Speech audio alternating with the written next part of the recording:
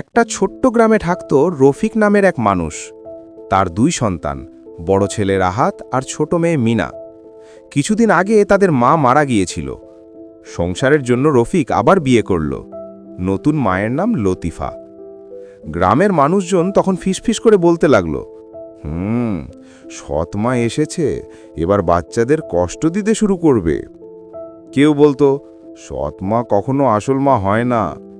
এই সব কথা শুনে রাহাত আর মিনা ভয়ে ভয়ে থাকত। কিন্তু লতিফা ছিল একেবারে আলাদা। সে সকালে তাদের খাওয়াতো, স্কুলে নিয়ে যেত, অসুস্থ হলে কোলে বসিয়ে যত্ন করত।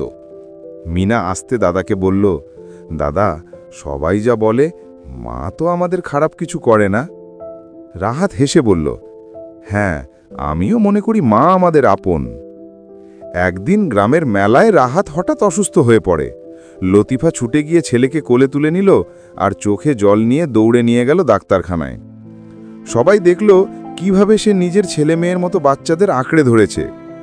গ্রামের দাদু তখন বলল, আমরা ভুল করেছি, এই মেয়ে সত্যিই মা।